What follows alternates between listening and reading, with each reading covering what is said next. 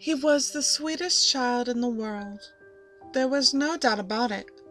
The moment he was born, people gathered around the nursery, pointing at his sleeping form and crooning, "What gorgeous hair! What beautiful lips! What adorable chubby cheeks!" Fathers ignoring their own newborn children in favor of that tiny, perfect babe.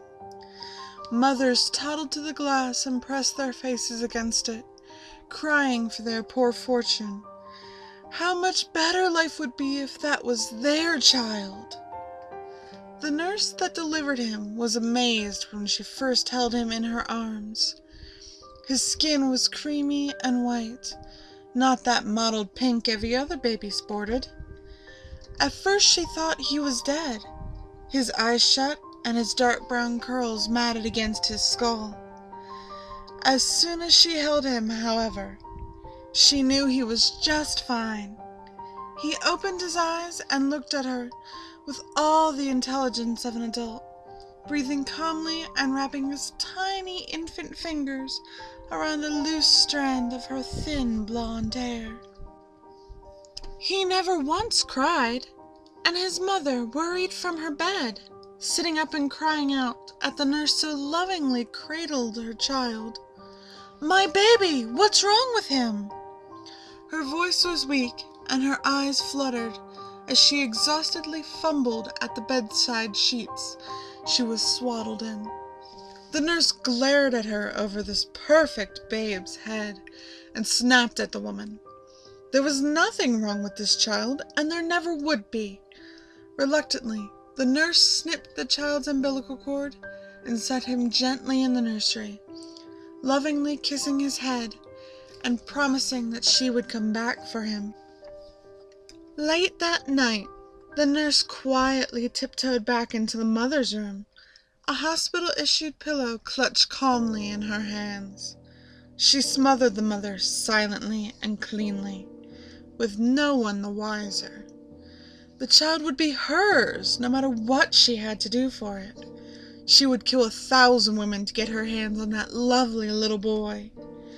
Swiftly, she crept back into the nursery, bending over the tiny crib that held her angel. Crooning, she told the baby boy stories of how she would love him as he grew and how well taken care of he would be. The nurse didn't even hear the man sliding into the nursery behind her, a scalpel held firmly in his left hand. She didn't even feel the cold steel slide delicately around her slender throat.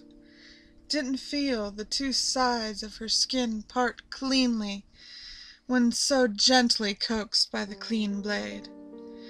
Didn't feel the slick gush of blood out of her throat as she happily died, her fingertips gently caressing the perfect child's gorgeous face, even in the throes of death. The man who had so proficiently murdered the nurse stepped over her dying body, a look of absolute adoration plastered on his face.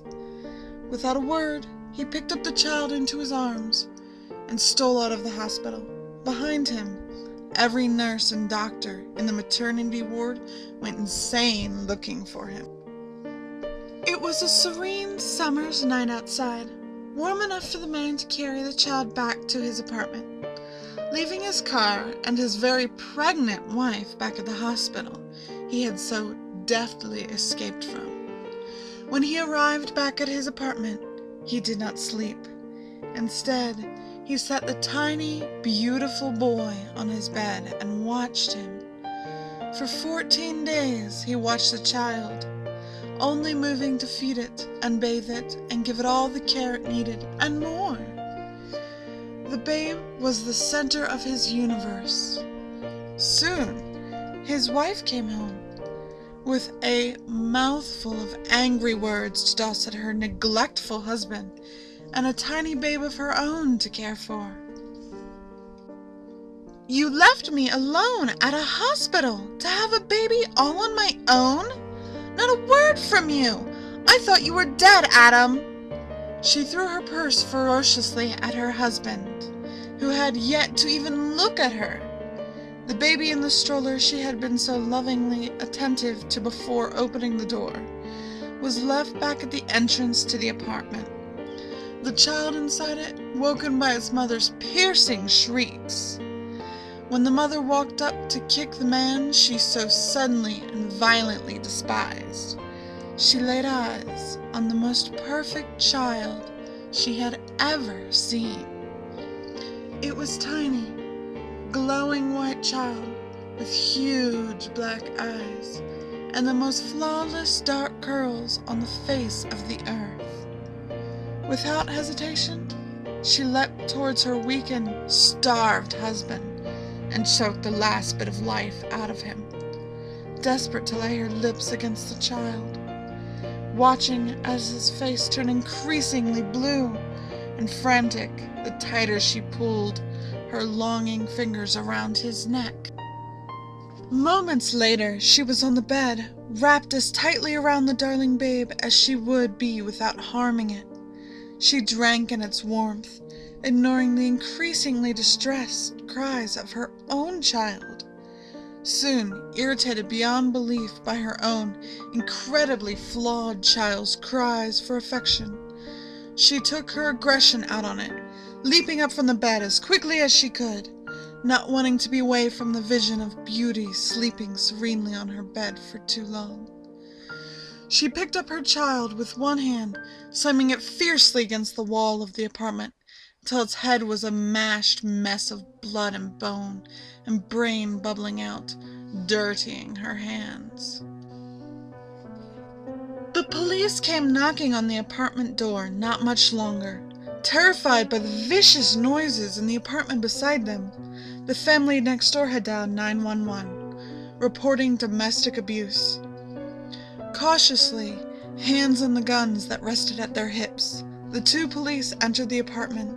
Upon entering, their noses were assaulted by several awful smells: rot, death, and the smell of someone who had been sitting in their own filth for 2 weeks, wafted through the air of the stuffy apartment. It didn't take long for the officers to see the destruction that had occurred in this place. The gaunt, dead husband dragged half-heartedly into the hallway, his hair matted with blood. The young officer swayed on his feet, threatening to faint. "Listen, Trudeau, sir, I have a pregnant wife at home, and I can't do this. I can't get killed in here." His plea was quiet and despondent, but the elder officer simply waved at the man forward. They could hear crooning in the bedroom down the hall, and stepping over the dead man that lay at the entrance, entering the open door to the room. Immediately upon entering, the elder officer bent down and vomited. The scene that met his eyes was too much, even for someone as experienced as him to handle. Blood was smeared on the wall where a dead baby, lying there at the floor, its face a smashed mess, had been mercilessly beaten. On the bed was a chubby woman, obviously the woman who had both borne and killed the child that laid at the officer's feet. One of her hands, black with the blood of her murdered baby.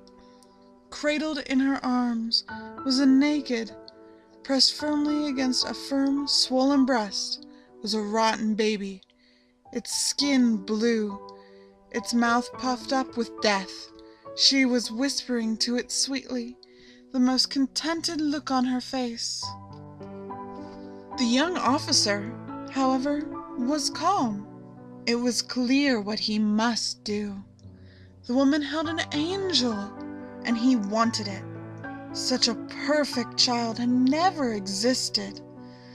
The decision was easy to make. Pulling out his gun, quickly, he shot the woman once in her head, delighting in the explosion of gorgeous crimson that fanned out behind her.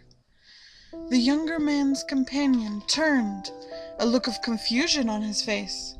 Immediately, he was met with 2 bullets to the left eye. Smiling, the younger man watched his friend slide back against the already bloodied wall behind him. That baby would be his, and no one would stop him from taking it now.